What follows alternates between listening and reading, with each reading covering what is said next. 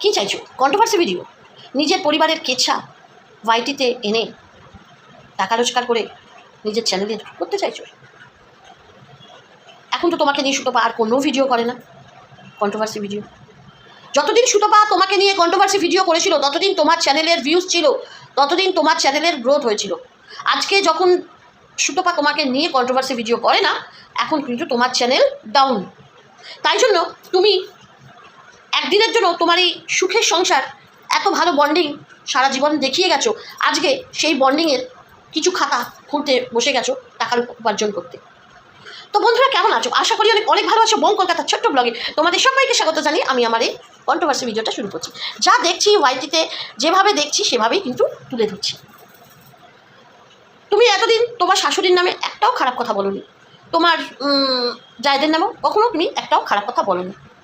আজকে যখন তোমার চ্যানেল ধসের মুখে, আমি বিকেলবেলায় একটা ভিডিও নামিয়েছিলাম কালকে, ভিডিওটা যে কন্ট্রোভার্সি চ্যানেল এখন সবচেয়ে উঁচুতে, যারা ব্লগিং করছে, যারা ব্লগার, সত্যি তাদের চ্যানেল আজকে ধসের মুখে, বাধ্য হচ্ছে তারাও কিন্তু কন্ট্রোভার্সি করতে। আমি বিকেলের ভিডিওটাতেই, আমি কালকের ভিডিওটাতে ছেড়েছি, কালকের বিকেলের ভিডিওটাতে দেখো, আজকে কিন্তু কণিকা বসে গেছে তার এই ব্লগিং চ্যানেলকে কন্ট্রোভার্সি চ্যানেলে পরিণত করতে। এত সুন্দর একটা ফ্যামিলি, যেখানে যার বন্ডিং এত ভালো, সেই বন্ডিংকে সে ওয়াইটিতে এসে বেচবার জন্য বসে গেছে। তুমি তো নাইটি বিক্রি করছো, তুমি শাড়ি বিক্রি করছো, সেখান থেকেও তোমার কিছু না কিছু প্রফিট আছে।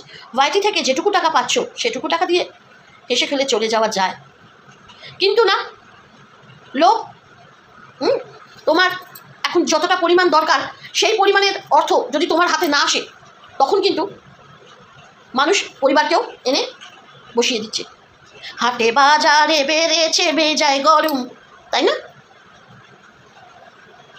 তো আমি একটাই বলবো যে তোমার মতন বুদ্ধিমতী মেয়ে, আর সংসারে, যে সংসারকে নিয়ে আগলে আগলে থাকতে ভালোবাসে, তার মতন মেয়ের এরকম কন্ট্রোভার্সি, জানি না তুমি কেন করছো। হয়তো তোমার টাকার প্রয়োজন আছে, মানছি, কিন্তু সেটা অন্যভাবেও করা যায়। কণিকা, একবার যদি তোমার ফ্যামিলিকে ওয়াইটিতে এসে সেই সম্মান খইয়ে দাও, তাহলে কিন্তু আর তুমি সেই সম্মান তোমার ওয়াইটিতে থাকাকালীন আর তুমি ফেরত দিতে পারবে না। সেই বদনাম ভালো করে ভেবে নাও, ভালো করে চিন্তা করে নাও, তারপর কন্ট্রোভার্সিতে এসো। পারবে তো? যখন তোমার পরিবারের লোকের ওপর আঙুল উঠবে, কারণ সেই বলার সুযোগটা কিন্তু তুমি করে দিচ্ছ। তুমি এসে যদি নিজের মুখে না বলো, তাহলে নিশ্চয়ই এই কন্ট্রোভার্সি ভিডিও হয় না। তো তুমি যা করবে, তুমি অনেক বুদ্ধিমতী মেয়ে, তুমি যেটা করবে আমরা সেটাই দেখবো এবং সেটা বুঝবো, এবং সেটা নিয়ে কিন্তু কন্ট্রোভার্সি চলবে। এটা কোনো পথ নয় যে কন্ট্রোভার্সি করে পরিবারকে এনে সেই পরিবারের লোকদের বেঁচে খেয়ে টাকা রোজগার করা। পরিবারের হাতা কন্তি এক জায়গায় থাকলে কার সংসারে অশান্তি নেই কণিকা? সবার সংসারে অশান্তি আছে। হাতা কন্তি এক জায়গায় থাকলে অশান্তি হবেই। কিন্তু এতদিন তুমি মানিয়ে নিয়ে এসছো, আজকে কেন? এতদিন তো তুমি তোমার ওয়াইটির সামনে তোমার পরিবারকে তুলে ধরোনি, তাহলে আজকে কেন তুলে ধরছো? ওয়াই? শুধু মানি রোজগার করতে গিয়ে নিজের যে সম্মানহানিটা হবে না, সেটা কিন্তু ওয়াইটিতে আর চাইলেও তুমি ফেরত পাবে না।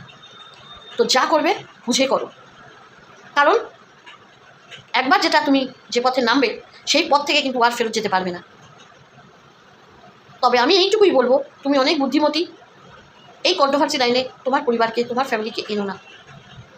এমনিতেই তোমার ফ্যামিলি অনেক হয়েছে, তুমি এনো না। তোমার নিজের ফ্যামিলিকে তুমি আগলে রাখো। যে বন্ডিং তোমার ভেতরে আছে, শুধুমাত্র সেই মিথ্যা বন্ডিং দেখিয়ে মিথ্যা কথা বলে সেই বন্ডিংকে বেঁচে খেও না। চলো, এইটুকুই বলবো। ভগবান তোমার সুবুদ্ধি দিক, তুমি খুব ভালো থাকো। আর আমাদের উজ্জ্বল ভাইয়ের খুব জানি তুমি আছো, কেয়ার হবেই। পরিবারের সবাইকে নিয়ে তুমি আনন্দে থেকো। চলো, টাটা।